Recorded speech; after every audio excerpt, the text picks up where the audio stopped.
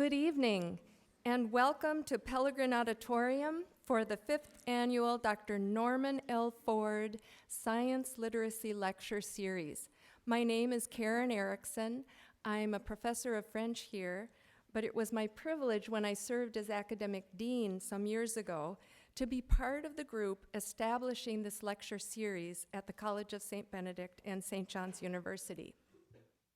A St. John's alumnus who wishes to remain anonymous had a dream to endow a lecture series to engage our students and the entire community in cutting-edge science topics, to spark curiosity and build literacy in science. Book groups, also funded by the donor, have helped create an informed and receptive audience for tonight's speaker, Dr. Eliot. We are grateful for our alums' generosity and inspired by his challenge to the community to understand the importance of science literacy in today's complex and quickly changing world. The alum had majored in natural sciences here and wished to honor one of his most inspiring professors, Dr. Norman Ford. Norm taught biology at St. Ben's and St. John's for 31 years. He specialized in ornithology and was widely published in his field. He was also recognized for being a fabulous professor, receiving the Robert L. Spaeth Teacher of Distinction Award in 1998. The citation that accompanied the teaching award offers this image of a science professor at work, and I quote, "It's 7:45 a.m. on a Wednesday morning. Norm Ford is already at work. He came early to gather with his students in a field and listen to the morning silence and the bird songs which punctuate it.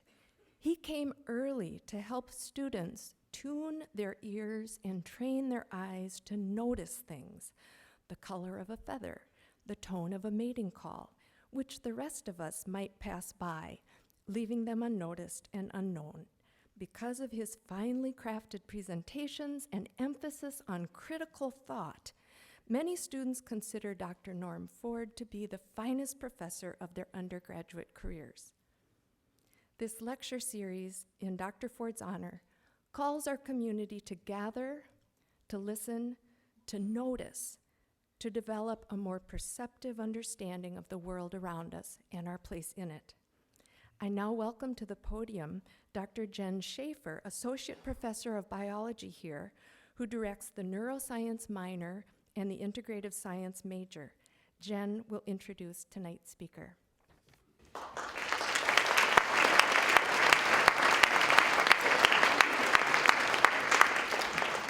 So welcome to all of you, and thank you for attending this lecture. We're really excited about the turnout, and I'm really excited to introduce our speaker, Dr. Lise Eliot.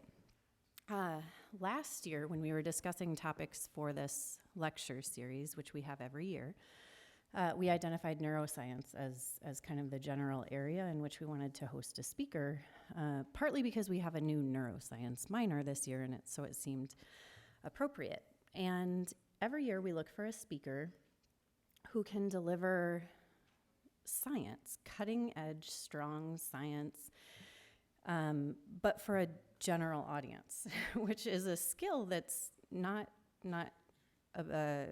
not everyone has. And Dr. Eliot came to the top of our list partly because she does a really exceptional job of talking about science in a way that presents it to a general audience, but also doesn't lose the science. So she places the science in context. She does an exceptional job of talking about what data means and how we should understand it as it relates to other studies, not just an individual study. And her work seemed to be the perfect fit because of our unique campus arrangement as a men's college and a women's college with an academic partnership. So Dr. Eliot earned an AB degree, magna cum laude, from Harvard University in history and science. She then moved on to Columbia, where she completed a PhD in cellular physiology and biophysics. and then completed a postdoctoral fellowship at the Division of Neuroscience at Baylor College of Medicine. Her research investigates brain development, gender development, and she has done work focusing on the role of neuroplasticity, so changes in the brain, and how they shape, how neuroplasticity shapes neural circuits and behaviors. She has done work both at kind of the cellular level and more recently has moved into the largest level of meta-analyses, looking at how different studies and the data that comes from different studies works to provide a bigger picture of understanding of the scientific data. So Dr. Eliot has published extensively in both disciplinary academic journals like Neuron Science, Journal of Neuroscience, Nature, as well as popular press publications, so things like Scientific American, Slate, New York Times, publications like that. She has also published 2 books, one titled What's Going On in There? How the Brain and Mind Develop in the First 5 Years of Life, and more recently, Pink Brain, Blue Brain, How Small Differences Grow into Troublesome Gaps and What We Can Do About It. And we had a really nice book club discussion about that book this afternoon. Dr. Eliot is coming to us from Rosalind Franklin University of Medicine and Science in Chicago. And please enjoy the talk and join us afterwards for cookies and lemonade outside of the auditorium. Dr. Eliot. Thank you. Thanks so much. Thank you. Am I on here? Thank you, Dr. Schaefer, Dr. Erickson, the Norman Ford Committee and donor. I'm very grateful for this opportunity, and you all for coming out on a cold evening. I know it's still fall, but we're going to keep our chins up and pretend we don't live in the upper Midwest. So I'm really happy to have this opportunity to talk about a topic very dear to my heart and of special pertinence to St. John's and St. Benedict. And I have to sort of confess that I wasn't familiar with these campuses before I was invited, but I happened to mention to my next door colleague yesterday that I was coming up here, and he said, "No way!" Because it turns out that my colleague in the Department of Neuroscience, Tony West, is a proud graduate of St. John's University, 1992, and he's a neuroscientist who studies basal ganglia, the role of the brain in Parkinson's and Parkinson's disorder and schizophrenia. And if any of you are headed to grad school or medical school, we'd love to see you. And maybe you'll invite Dr. West up to give a seminar as well. So on to our topic, because I have a lot to say, so I'm going to try to jump right in really quickly. I think we can all agree, and the reason we're here is that we all know men and women are different, not just physically, but also psychologically in our thinking and our emotional traits. You know, this is just a fact of life. It keeps some of the spice in life. But today we're here to consider why. Why are they different? Why are we different? Anybody want to shout out something off the top of your head? Nature, nurture, hormones, absolutely. And we're going to talk a little bit about hormones. I certainly talk a lot about hormones in my book. Hormones is part of the equation, but I hope to persuade you that there's actually a lot more to that. And most importantly, what we're really going to talk about tonight is how do we know why and how men and women differ? Because there's a lot of, as my title gave away, a lot of pseudoscience out there.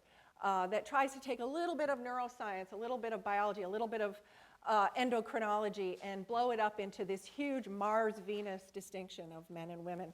And it just doesn't work out that way. We're going to talk about numbers, and we're going to talk about data, hopefully in a not too boring way to convince you that the science is a little more nuanced than a simple Mars-Venus equation. So I'm afraid another Catholic university in Spain puts it very bluntly: two sexes, two minds based on scientific evidence. This idea that, you know, men and women were just hardwired differently, and we've got the biology to prove it. And that is certainly what my point of view was when I set out to write my book. But as I really dug into the literature, I realized it was much more subtle than that. But this idea that science is going to tell us how men and women are different, well, it was already done in 2004 in the film The Anchorman with the legendary Ron Burgundy. And I'm sure many of you will be familiar with this Will Ferrell clip. Of course, Ron Burgundy, if you haven't seen the film, is this blowhard anchorman in San Diego with all his buddies on the newsroom with him. And lo and behold, the first woman is hired, the first journalist, female journalist is hired on the set, and they're not very happy about it. And unfortunately, she kind of shows him up a little bit, and he's shocked and horrified, and they get into I can't remember actually all the details of the plot, but they get into a scuffle about it, and she shouts at him, you know, "What kind of man are you?" Questioning his ethics a little bit. And he answers the question like this, which is the point of tonight's conversation. Whoops. I'm a man who discovered the wheel and built the Eiffel Tower out of metal and brawn. That's what kind of man I am. You're just a woman with a small brain, with a brain a third the size of us. It's science. I'm done. It's science. We poor women and our tiny little pea heads, how do we do it? But I have to say, that sort of attitude, you know, men and women are different, it's science, you know, we've got it all explained right there. Well, I got to tell you, this is not a new concept. We've been living basically since Aristotle telling us why men and women are different, and frankly, why women are intellectually inferior. So here's just one early sampling. Gustave Le Bon, who was a French polymath, a physician, early psychologist, sociologist, and so on. He invented the portable cephalometer to measure the diameter of one's head, and he used it on people of various races and genders to declare, among other things, that women represent the most inferior forms of human evolution. So he was very much influenced by Darwin in his day, and we laugh and we think, ha ha, how funny, but really this wasn't that long ago, and nor were some of these other events. We're encroaching, as we'll see, on very recent times where we have this same sort of attitude. So I call these eruptions of biological explanations for the status quo. First, we had 100 years ago, on the dawn of women's suffrage in the United States, we were actually behind some of the other countries in granting women the right to vote. Well, not everybody thought this was a good idea. And some people thought it was a really bad idea, that women didn't have the intelligence, they didn't have the cranial capacity, including a hero of my field, neuroscience, Dr. Charles Dana. We now have the Dana Foundation that supports quite a bit of research. He was a neurologist and wrote 100 years ago in the New York Times complaining about these damn excuse me, he didn't say damn, but about these darn suffragettes who have the mental age of 11 and have this crazy idea that women should have the right to vote, in spite of the fact that he thought their spinal cords were a little too wide and their frontal lobes were a little too poorly perfused with blood. So he had a very scientific explanation for why women probably shouldn't have the right to vote. And then we had my old alma mater, President Larry Summers, went on to be a perfectly good Secretary of the Treasury under Obama, but was kind of ousted at Harvard because of some of his claims about women in science. And at the time, very few women were on the tenured faculty at Harvard in math and science, and they were trying to figure out why. And among other explanations, besides the child care and the distractions of motherhood, was this notion that women may be intrinsically less predisposed towards math and science. In other words, hardwired inability to do math and science. And so we're encroaching on current times, and then even just 2 years ago, you may have heard the kerfuffle about a software engineer at Google who wrote this internal memo saying that really these diversity efforts are way overblown and misguided given the fact that women are just not intrinsically interested in objects and software, and Google's really going down the wrong road trying to recruit more women. So neurosexism, as it's been called, coined by others, using neuroscience to basically prop up the status quo, is alive and well today. You can open your browser to find articles like, is equal opportunity threatened by new findings that male and female brains are different? The science on male and female brains helps explain why women don't choose tech careers.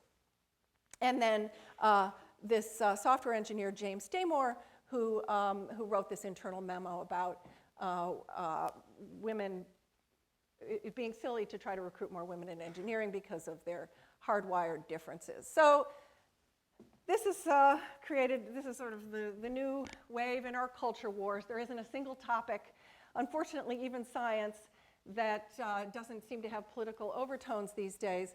But I just want to try to give you a little bit different perspective. And so here we have, just like Ron Burgundy, we have a neuroscientist, Deborah So, who left research to write about science and politics, among other things, for Playboy magazine. And she became a defender of James Damore in the Google Manifesto.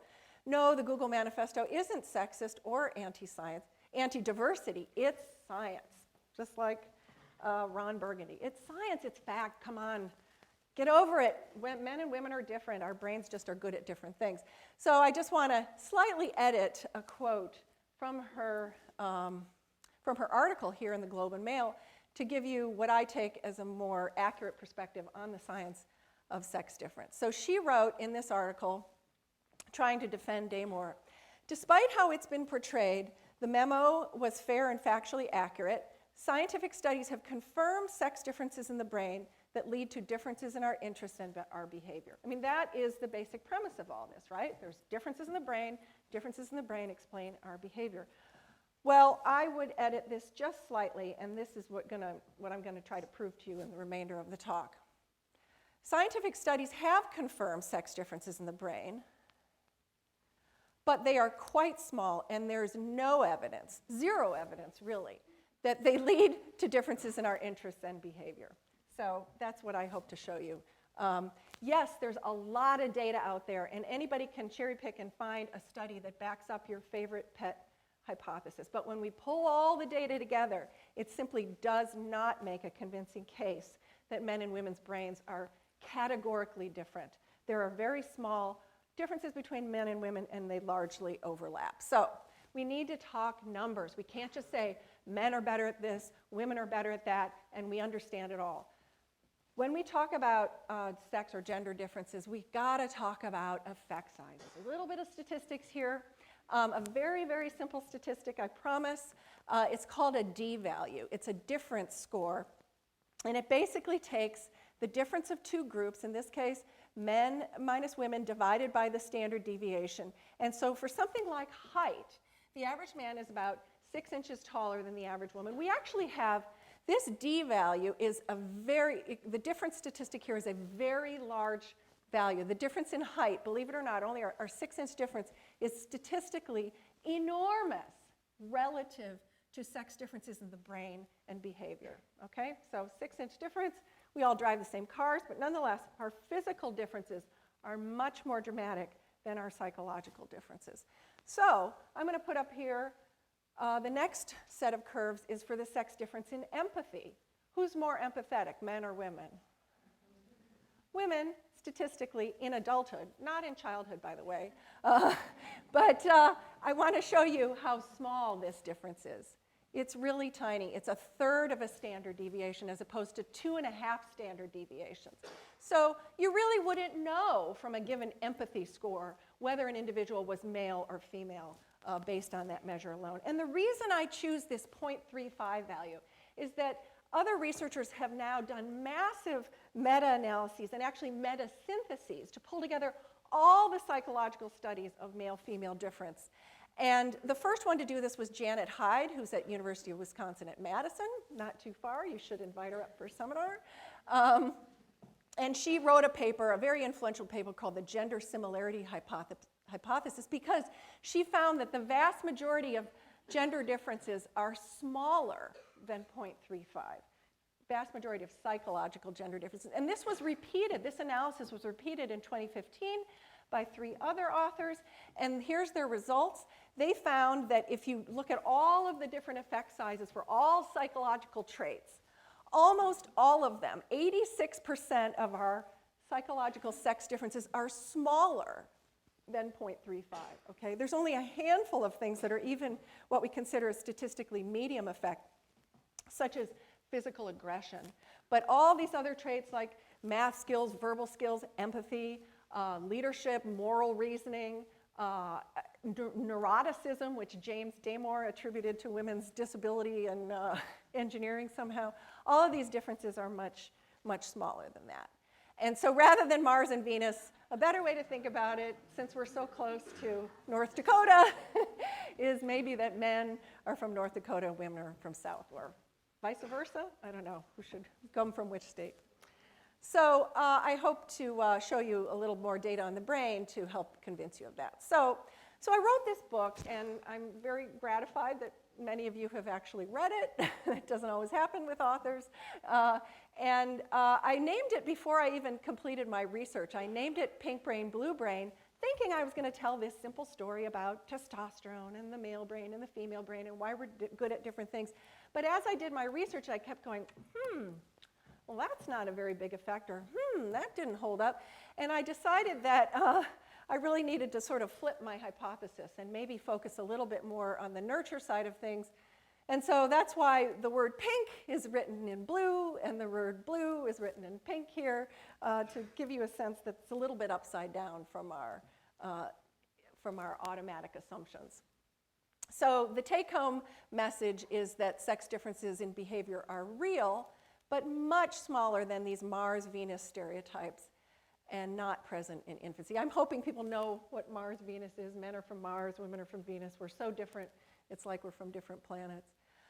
Sex differences are also present in the brain, but I will show you that they are tiny, non-binary, and poorly defined. There are no differences in brain circuitry that currently explain any of our male-female behavioral differences, which it doesn't mean they don't exist. Of course, differences in behavior have to be reflected in the brain, but as you'll see, the gender differences in the brain are so small, they are washed out by individual differences. So the difference between any 2 men is likely to be larger than the difference between the average woman and the average man, and same thing for 2 women. It's almost statistical noise. So what's also missing from this discussion is any mention of development. Although biological hormones exert a tilt, gender differences in abilities and behavior are largely learned through practice and social context. And that's how we get to the subtitle of my book, which is how small differences that are present at birth or shortly thereafter actually get amplified through our social learning over life. So to do this, I'm going to do a very short detour through the mechanisms of brain development, which was the topic of my first book.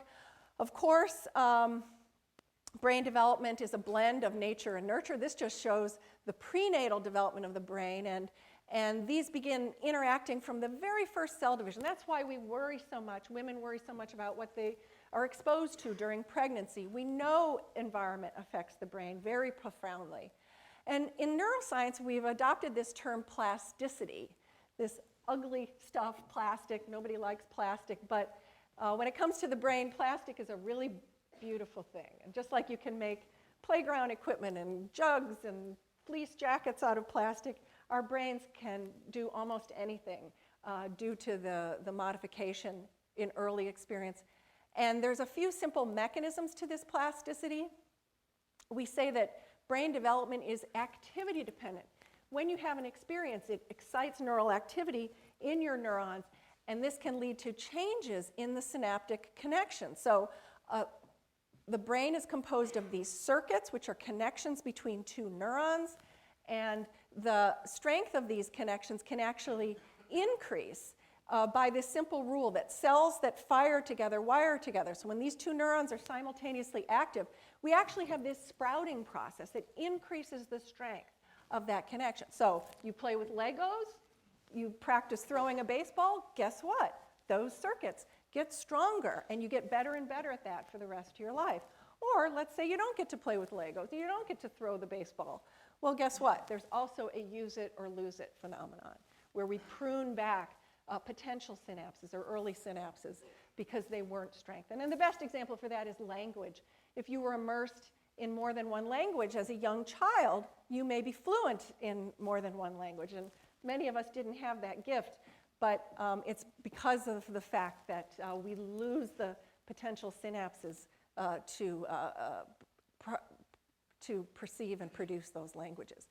There's also changes in the genome, so-called epigenetic modifications that involve alterations to the chromosomes that affect the way genes are expressed throughout life. We know this is dependent, this is something that happens as a result of one's early experience. And finally, there's a very important process called myelination. Myelin is the white matter of the brain, and the white matter of the brain is just as plastic as the synapses are. And so we can actually increase or decrease the thickness of this myelin coating, which speeds up or slows down different brain circuits as a result of practice and experience. So one of my favorite studies is that practicing the piano will increase the thickness of myelin in your corpus callosum that connects your two hemispheres. So as we learn things, our neurons change and the strengths of our connections improve. But most importantly, this plasticity is far more potent in early childhood and adolescence. So when a lot of these gender differences are really taking root is just in the very first few years of life. Now, I'll just very quickly describe how we know this. Our best example, those of you who've taken a biology class may have come across this example, comes from the development of vision. And vision is processed by the occipital lobe back here, back of your head. And these images are taken from the cerebral cortex, visual cortex of a monkey brain. And this was a normal animal. This was an animal reared with one eye closed. And what it shows is that the experience of seeing, just the ability to see in early life, fundamentally changes the architecture of the visual cortex. So in a normal animal, you see these zebra stripes, black and white, are evenly dividing up the visual cortex. That represents input from the right eye and the left eye. They have equal real estate in the cortex. But if an animal is deprived of vision in the first few months of life, the black stripes lose out, the white stripes win. The eye that was closed literally loses real estate in the cortex, and it's permanent. You can put a pair of glasses on the monkey or the human, the child who has this visual deficit later in life, and it won't bring back the vision because their brain didn't have that experience in early life. The synapses have diverted their interest to something else. So this is an example of that use it or lose it phenomenon in sort of vivid detail. And we know that this plasticity happens during a very early phase in development when the brain overproduces synapses. We actually produce about 50% more synapses in a child's brain than we're going to preserve later in life. And that is what allows you to select which experiences. Is it going to be playing with the doll? Is it going to be playing with the Legos that preserves those connections in your brain? And for the visual system, this plasticity is most potent up until about age 8, but it peaks about age 2. This is the most sensitive period. And the critical period for vision ends by age 8, meaning if you have a visual problem like crossed eyes or congenital cataract, we can get significant improvement if we treat the child up to age 8, but after that, and actually preferably we treat in the first 2 years of life, after that time we have considerable less opportunity to rescue the visual system. Now, the good news is the frontal lobe of our brains develop a little more slowly, and so the critical period is more forgiving for abilities like memory and language. And this synaptic pruning over adolescence actually corresponds very, very well to what we know to be the critical period for language, which is processed by these left hemisphere structures that surround the Sylvian fissure here. So we know that people who are immersed in a language, a first or second language, early in life will effortlessly become fluent in that language, but those who don't get exposed until later in later years through adolescence and into adulthood have progressively worse fluency, which doesn't mean you can't learn a language. I'm not trying to give up hope that you can learn French or Spanish or Russian in college, but you're less likely to speak it perfectly fluently. You're likelier to have an accent, which is reflected in your pronunciation and your grammar. And that's because the brain is literally wiring up according to what it's hearing, especially in the first 4 years of life. So what about gender? If that's the rule for how the brain development, why would gender be any different? And we know that gender, unlike sex, gender is a social definition of what is male and what is female.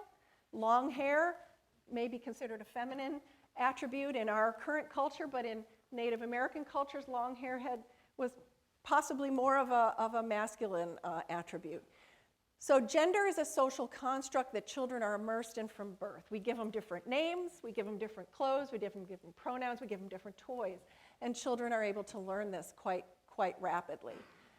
We know babies can detect gender differences. They're like little gender detectives in the first few years, and that once they separate and start playing in different ways, it becomes sort of a positive feedback loop. The more the boys play with the boys, the more active and aggressive they become. The more the girls play with the girls, the more passive and pink they become, focusing more on literacy skills, which is a good thing, but maybe less on physical skills, and vice versa for boys. So these boy cultures and girl cultures promote both good and bad in each gender. And most importantly, there's no such thing. We have no gender-free culture on Earth, so we can't really test this directly. Although I do have one example from a little bit north of here. There's a family in Canada.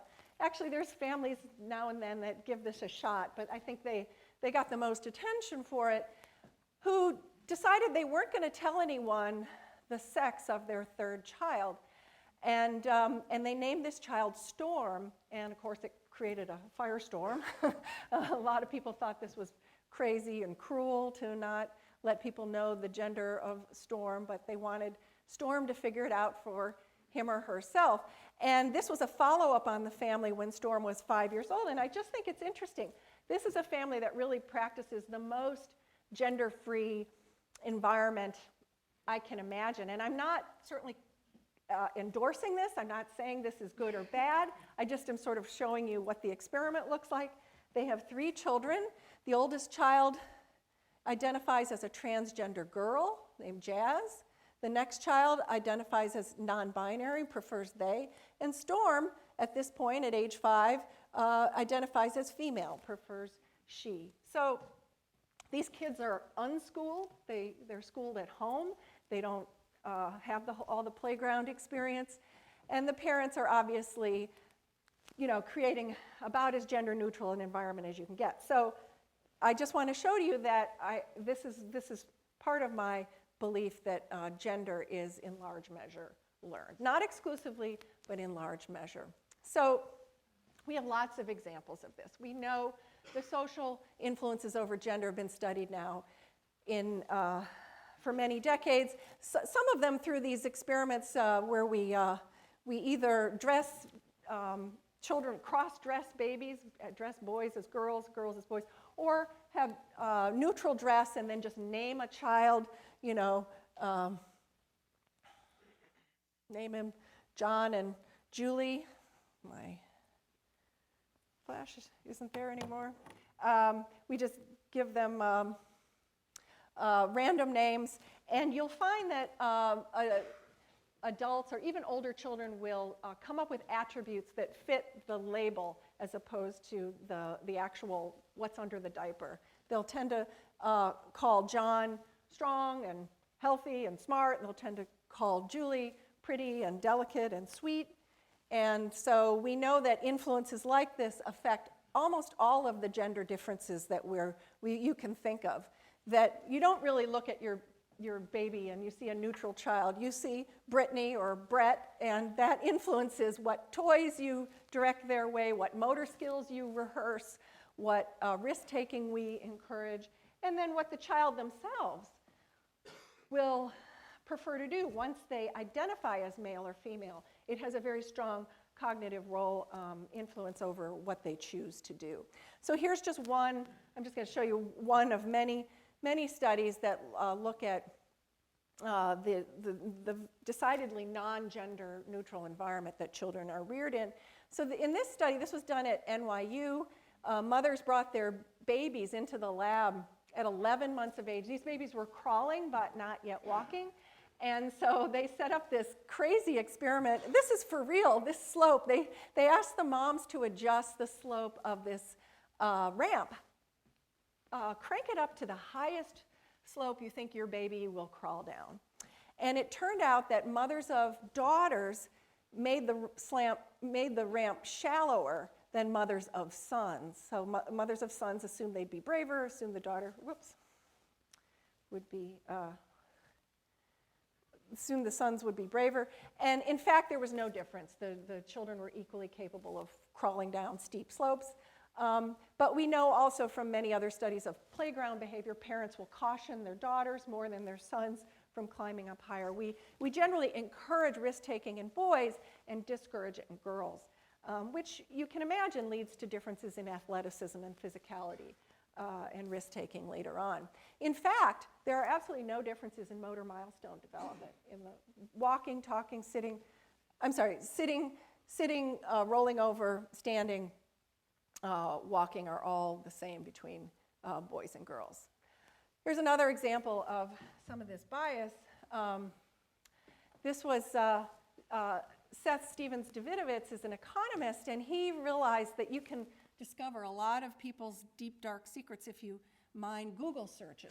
And these were anonymized Google searches, but he had millions of inputs. He didn't know who they were, but what do people search for if they're asking questions about their daughter versus their son? Turns out parents ask very different things to Google about their daughters versus their sons. If they have a son, they are more than twice as likely. Oh, this is all washed out. There's supposed to be some yellow bars here. They are more than twice as likely to ask about their son if he is a genius or intelligent or a leader, 32% more likely. Whereas if it's a daughter, they're much more likely to ask, more than twice as likely to ask if she's ugly or actually fat, which isn't up here. So parents are very concerned about their daughter's appearance, very concerned about their son's intelligence, even in 2014. You know, this whole gender neutral thing is great in theory, but we're not there yet. Parents are not there. And of course we see this, you can just go to Target or go to the card store. Congratulations on your brilliant son and your beautiful daughter, the beautiful girls coloring book, the brilliant boys coloring book. Who gets called brilliant? Even by age 6, children already, both boys and girls, are likelier to judge males as brilliant and females as nice. So they've already internalized this stereotype between 5 and 6 years of age. And guess what, students? When you fill out your Rate My Professor and you put in some adjectives to describe them, well, if you have a male professor, no matter what he teaches, you're likelier to call a male professor brilliant. So here are the men in blue, female professors in orange, and these are the different majors or different courses. So that's for brilliant. For genius, there's even a bigger gap. Men are much likelier to be genius physicists and chemists and political science and humanities, you name it. But there's some good news. They do rate women higher on being ugly. female professors, and I guess here's the truly good news, helpful. Female professors are much likelier to be rated as helpful than men. So this notion of gender neutrality, come on, let's get over it. We must admit that we're not really there yet. So that's sort of filtered in the background of a lot of this perceptions about gender difference. All right, so I'm going to then take the rest of my time to show you some neuroscience. And I know it's late in the evening, so I'll try to be as digestible as I can about this. What actually is known about brain-sex difference? This is really where I've spent the last 15 years or so, is trying to pull together the best data from human studies to answer this question. So most of our framing of how we study brain-sex difference comes from this notion of sexual dimorphism, this idea that sexual selection makes men and women, or makes male and female animals different, and you're all familiar with that from the various animal species that are highly what we call dimorphic, like a peacock, a male peacock versus a female peahen, dramatically sexually dimorphic. That was through sexual selection. And in the brain, studies began with animals as well, and we do have some really great examples of this from animal brains that are sexually dimorphic. So here, I guess sort of in honor of Professor Ford, I've got a bird example. The zebra finches are sexually dimorphic, two different forms, the male, the female. In the zebra finch, the male sings much more than the female. It's part of the courtship ritual. And it turns out there's a part of the brain, the nucleus RA, and there's several structures, but RA is one of them, that is larger in males. It's something like 5 to 8 times larger in male brains than in female brains. And so that has been our model for how sexual dimorphism works in the brain. There's also a nucleus in the spinal cord that controls the muscles of the penis. Well, no big surprise here. It's a lot bigger in male rats than female rats, and there's a homologue to that in humans. But what about some of our other human dimorphisms? And this word sexual dimorphism is pervasive in the neuroscience literature, in the scientific literature. We love to call things sexually dimorphic, two shapes, even if it's something kind of ridiculous like sleep spindles, which is an EEG measure, or digit ratios. I mean, things that have nothing to do with shape, we still like to call them dimorphic. But the one in the human brain, there's one structure that is sexually dimorphic. It's based on a structure found in the rat known as the sexually dimorphic nucleus of the preoptic area, which is 5 times larger in male rats than female rats. In humans, it corresponds to this tiny little zone. It took 4 research groups 20 years to identify this thing called INAH3 that is super tiny. I'm even exaggerating it with this star because it is all of 1/10 of 1 millimeter in diameter. That's 100 microns.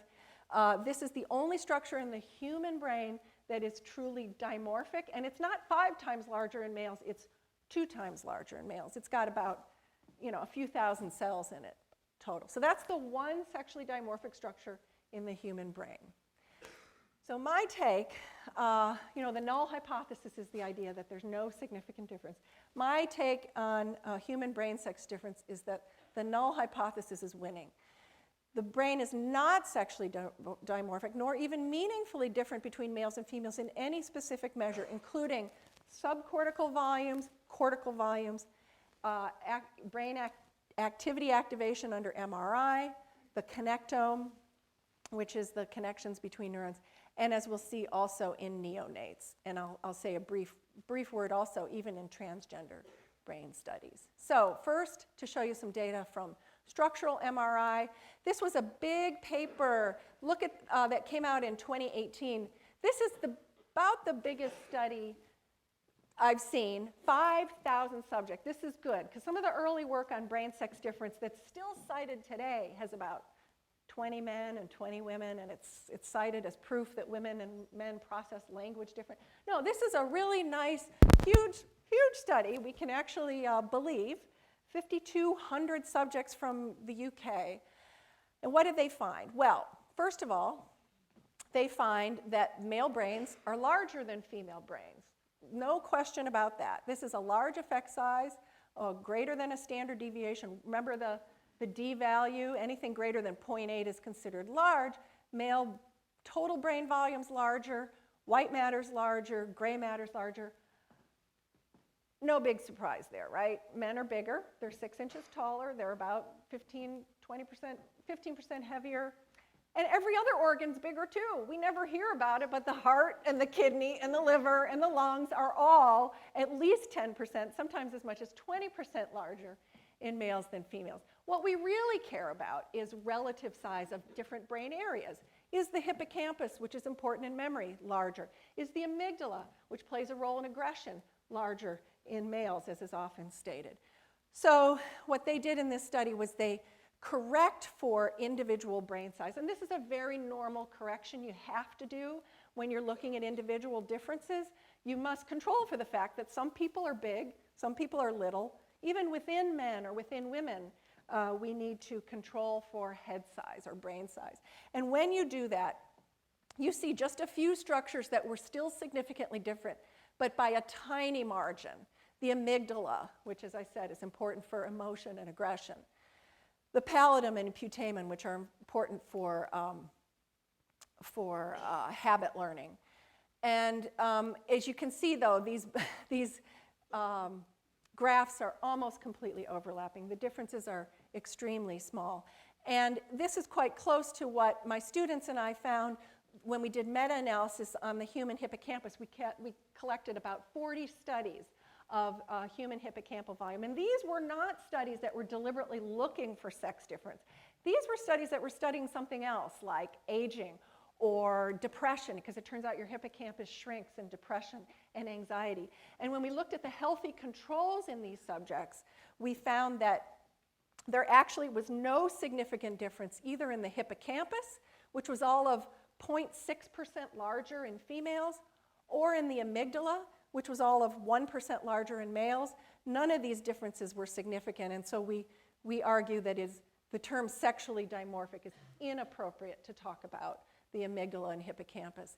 Here's another study, large study, 1,100 subjects, minute effects of sex on, and so you see the blue and the red dots are completely overlapping in the hippocampus, caudate, et cetera. So there's really no difference in subcortical structures. And in this study, instead of doing percent differences, they quantify things according to the amount of variance that's explained. So everybody's got a different hippocampal size.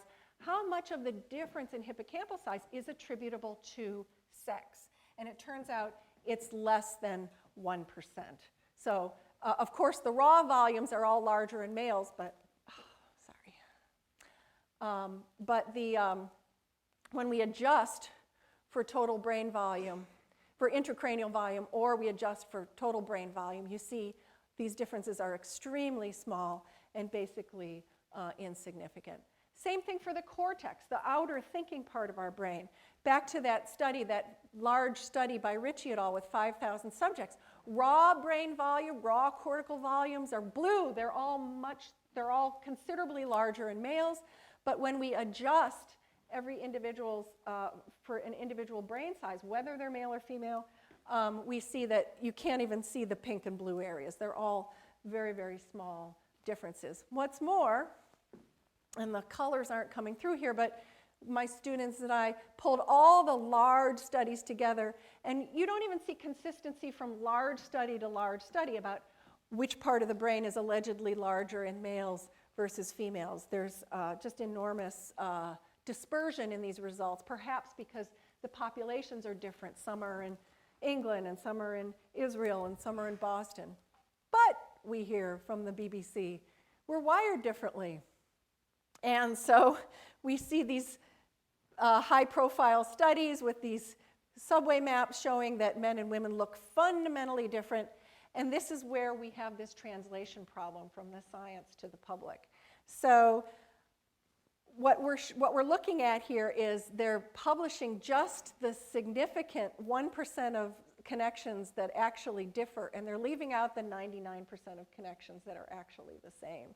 And yet this gets all this PR, and this is why you open your browser and you learn that men and women are wired differently, and which might explain why you pick why men are better at learning a single task like cycling, whereas women are more equipped for multitasking. But there was a big problem with this study. Once again, they didn't correct for brain size. And there's also other complications that they didn't account for the fact that these were adolescents, not adults.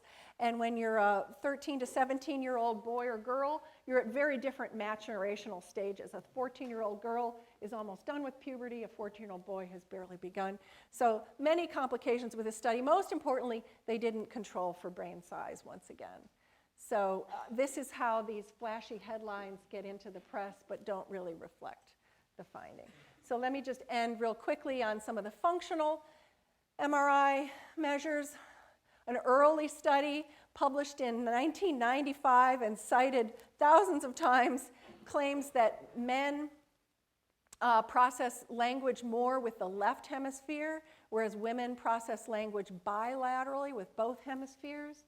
But this tiny study, 19 males and 19 females, made Nature and New York Times, and it's still quoted in textbooks, was actually subject to meta-analysis in 2008 of studies looking at language lateralization, and it turns out to be no difference between men and women in the degree to which we use left or right hemispheres. Of course, this study's only been cited 200 times. We like to cite the differences and we don't cite the similarities. Sex accounts for at most 1% of the variance in the degree to which you use your left or your right hemisphere. So if you hear, men are left hemisphere, women are right hemisphere, that is utter pseudoscience. This is obviously a very complex slide, but we've looked at response to emotional stimuli. And all of these are meta-analyses. And you see, even among the meta-analyses, they don't agree, with some finding stronger activation in females, other in males, females, males, et cetera. So I just want to leave you with this idea that the literature on sex difference is quite fraught, and part of the problem is that sexy results get into the news, and the boring old findings of no sex difference don't make it into the news because we don't want to hear that. It doesn't make dating any more fun, and it doesn't provoke the gender wars. So happily, a group at Stanford did another kind of meta-analysis where they collected 179 studies of functional activation of sex difference. And they did a very important analysis here where they compared the size of the study. In other words, how many subjects, how many subjects the study had versus the number of brain areas that they found to differ. So just by raw statistics, what you would predict is the larger the study, the more brain areas you would be able to detect. It's a law of the power of statistics. But in fact, they found no relationship between the size of the study and the number of brain areas. And they basically concluded that most of the brain sex functional imaging literature is riddled with false positives. And in statistics, we have a name for this. Anybody guess why I'm showing a file cabinet here? It's called the file drawer effect. So if you're doing a study, you want to find a sex difference, you look and you look. Well, you don't find it in this study, so you leave that in the file drawer. You try again, you don't find it, you leave it in the file drawer. Finally, on your 5th try, you get a sex difference. Bingo, you publish it. And that is what is unfortunately reflected in our scientific literature. It's a selection for sex difference effects that the Stanford group actually demonstrated. These differences are sexier than the similarities. So I'll skip over this, but basically neonatal brain sex differences have not reproduced even across large studies. Transgender, there's been many studies of transgender brains now, and basically they conclude that we have to abandon this idea of gender as a binary or dichotomous category, given that even the transgender studies don't support this idea of a male brain in a female body. So I just want to summarize then. Differences in brain structure and activity are very small and non-binary, and certainly at this point do not explain any of these behavioral gender differences. And the differences we do see in the brain could reflect gender learning or social status rather than biological sex. I'll give you a quick example of that. Very little research has actually tested this. I did not take the time in my talk, but I do in my book go into the fact that we don't have any clear correlates of testosterone on the brain structure in humans. And so I think we should abandon this term sexually dimorphic, which would apply to the ovaries versus the testes, but not our brains. Human brain, male and female brain, are no more different than male or female kidneys, hearts. You know, we transplant the heart between sexes. We can transplant lungs and kidneys and so on. So a better term might be to consider the idea that our brains are intersex. So I just want to leave you with a thought experiment. And just because you see a sex difference in the brain, and just because the brain is biological, does not mean that this is hardwired.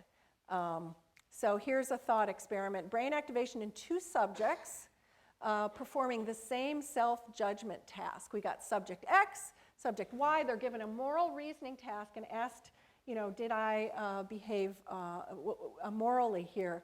And you see very different activation, strong activation of the medial prefrontal cortex in X, tiny little blip on the frontal pole in Y.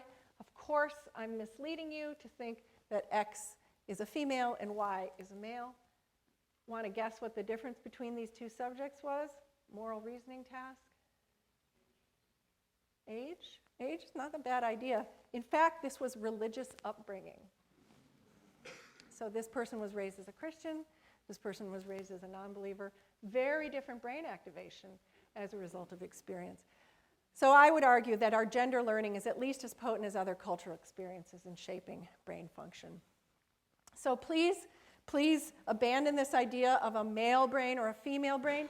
Yes, there are small statistical differences on average between groups, but any individual male or female is going to be a mosaic of personality traits that don't fit cleanly into the male or female idea.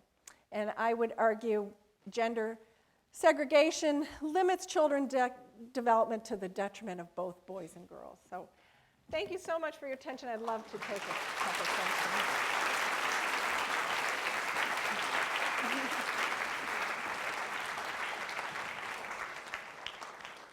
There are microphones up in the 2 most side rows up here. If you have questions, I think Dr. Eliot would be happy to answer them, but please do use the microphone to ask your questions so that everyone can hear you. Thank you for a fascinating discussion. Mm-hmm. I wondered if you could say a little bit more about not just the male-female brain, but the gay brain and trans brain that's in this last Oh, slide, sure. and kind Yeah, of the status I skipped of that over research. that pretty quick. Well, yeah, so there's been several dozen well, first of all, the gay brain. This was a big deal. First, we had the gay gene, which turned out to be not accurate, didn't hold up at all.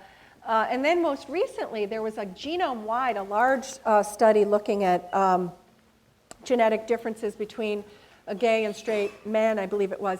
And they actually surprisingly, decided that genetics accounted for a pretty small fraction of sexual orientation. I think it was only about a quarter or a third of sexual orientation could be explained by this genome-wide analysis. So that was a complete shift in the dogma from the 80s to now.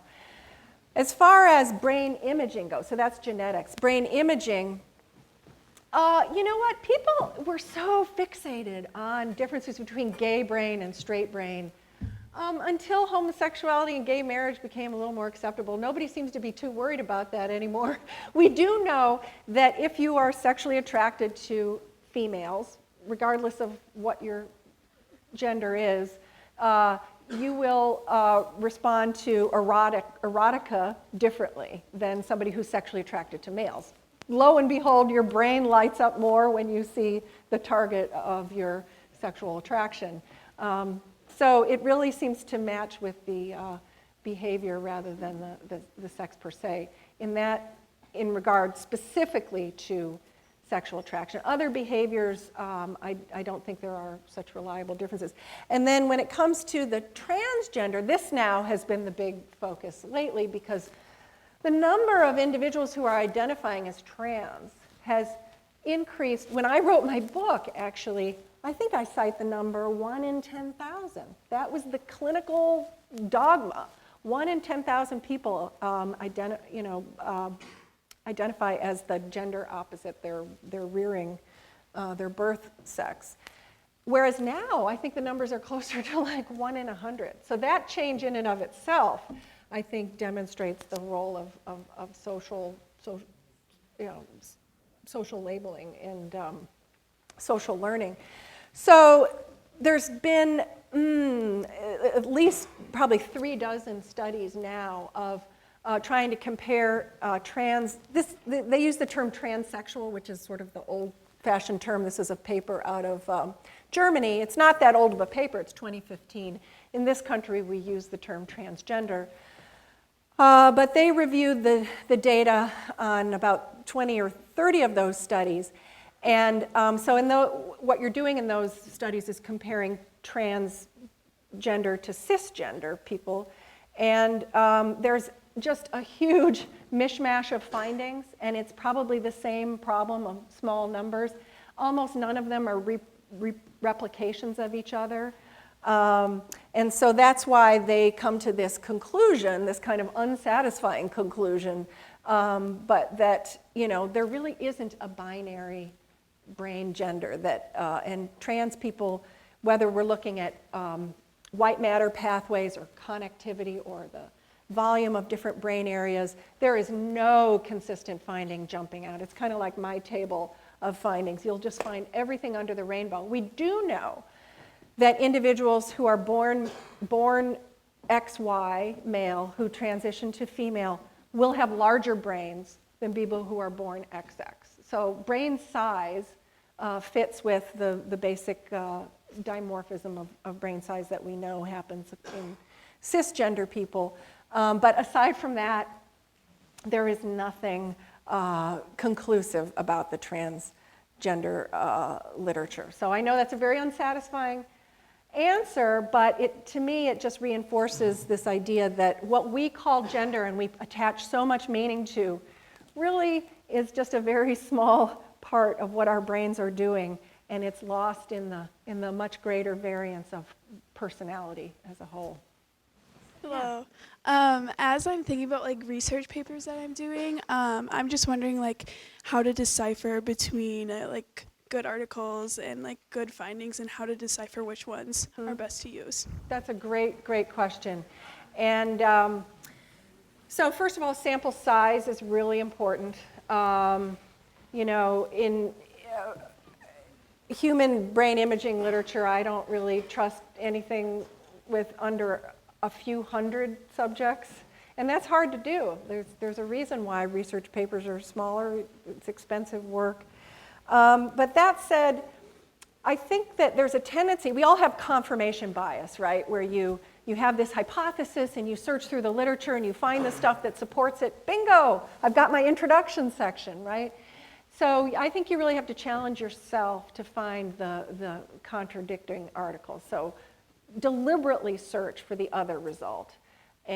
Or you can do, it's a lot more laborious, but you can do a unbiased search through the literature.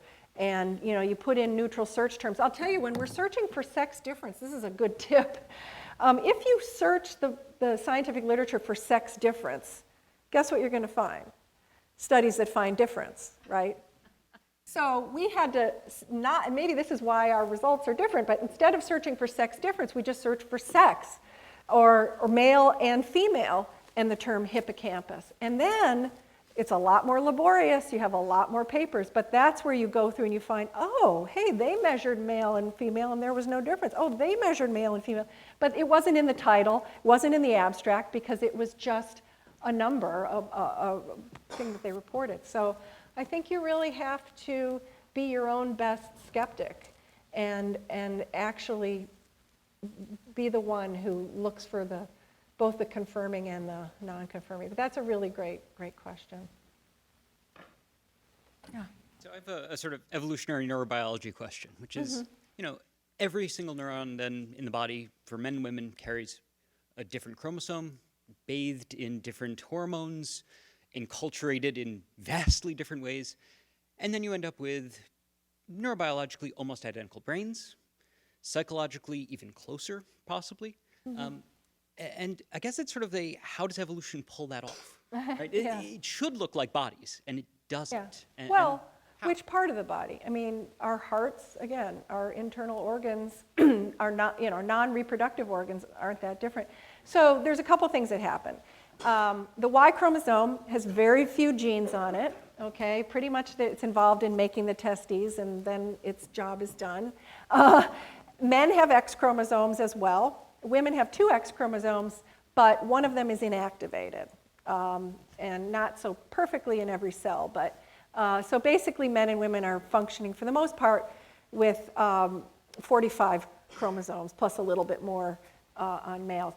And one interesting finding from some of the animal research, rodent research, is that some of the sex differences in the brain that they find, differences, for example, in receptor density and neurotransmitters, are often used to counteract hormone differences. So one of my favorite examples is from the I'm going to get this wrong, Geert de Vries's finding with vasopressin, and they find that in order for males to act in a paternal way, they had to suppress the effects of I forget what it was, but the idea is that neural differences can be compensating for hormonal differences in order to have the behavioral output be the same, because it's ultimately the behavior that is selecting the circuits that will operate in the animal.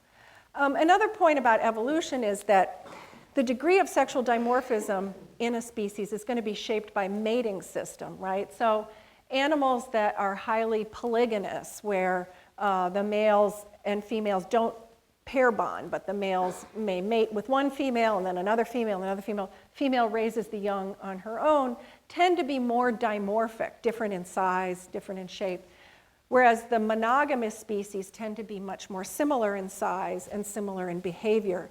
And humans, we're not perfectly monogamous, but we are certainly a lot more monogamous than lab rats and mice, which is where most of this research comes from. So thanks for bringing up the evolution topic. Yeah. Oh, one more question? Okay. Hi. So I had a question about the use it or lose it stuff that you talked about earlier on. And I guess my reason for asking this is just in my field in physics, we just had a program review and we wanted to encourage more women to go into physics. And I personally, believe that women and men are equally capable of doing this field. But what I'm wondering about is when they're boys and girls are, in their early years, if the cues that they're getting from either their parents or their teachers are, kind of forcing them not to use it, those particular skills, and then does that make it harder then later on to decide to, do a particular profession if they haven't been practicing it throughout their lives? I think probably yes, but some programs who try to encourage women in STEM have counteracted this a little bit. So one of the bigger psychological sex differences that I didn't dwell on, but it is one of the larger effects, is a particular spatial skill. So spatial cognition is being aware of line angles and mental rotation. And this mental rotation is, if you have a three-dimensional object, can you predict what that will look like if it's rotated 90 degrees or 180 degrees? You've all done little quizzes like this before. And this difference emerges in childhood, sex difference, and by adulthood, men are about half a standard deviation better than women at this, which There's pretty good evidence is related to spatial experience. And so there are some kind of programs for immersing young college students in, say, physics and engineering in an intensive spatial curriculum. Just like, the first semester, you do all these mental rotation things, you do a lot of spatial visualization. And they were found, this program was found to improve the retention rate of female engineering students in the schools it's been piloted in. So, yeah, use it or lose it. Fortunately, we do continue to have plasticity, as you saw, into our early 20s. Myelination, I'm happy to report, continues until you're at least 25. So there definitely is some plasticity there that I think, but spatial skills in general are a very poorly taught part of curriculum through K-12 education. When we teach mathematics, which tends to be really focused on numbers and equations, but not that visual spatial reasoning, which can very much be learned through practice. So, thank you. So as we've gone closer and closer to the present day, social construct has allowed for us to have significantly less gender differences in our behavior and how we act.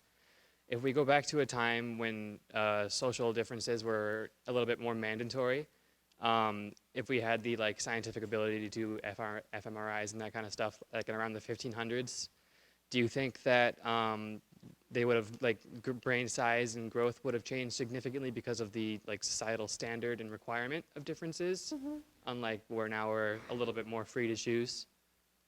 Yeah, that's a great question. I can't really quite figure out the study to do 500 years ago, but I can tell you there are certain findings that suggest there are brain differences even if we don't have MRI images. For example, Alzheimer's disease is more prevalent among women than men. And a lot of people think, well, first of all, a lot of that is just longevity. Women live longer, and so it's your chance of getting Alzheimer's increases as you age. But even when you correct for age, there's a small female predominance. But it turns out that Alzheimer's risk is also a function of education, and although your generation, women and men, are being educated equally, people in their 80s, that wasn't the case. So men are more educated in this older cohort, and so presumably preserved a few more synapses. Another thing that contributes to or reduces Alzheimer's risk is being a boss. If you had supervisory experience in your job, if you were the boss as opposed to the subordinate, it lowers your Alzheimer's risk. Well, who's going to be the boss and who's not in most organizations? So I think we have sort of peripheral evidence, anecdotal evidence that works, but there are some great experiments you can imagine doing. We were talking about this earlier, if you see this difference in, if let's say you saw a difference in spatial MRI, which we don't have very good, but between the average man and the average woman. Well, what about two engineers who are men and women? You predict less difference there with people with similar training. And nobody's really done these kinds of studies, which frustrate me. So if you're interested, go for it. Yeah, thanks. Okay, thank you all for coming. And let's thank Dr. Eliot again for her presentation.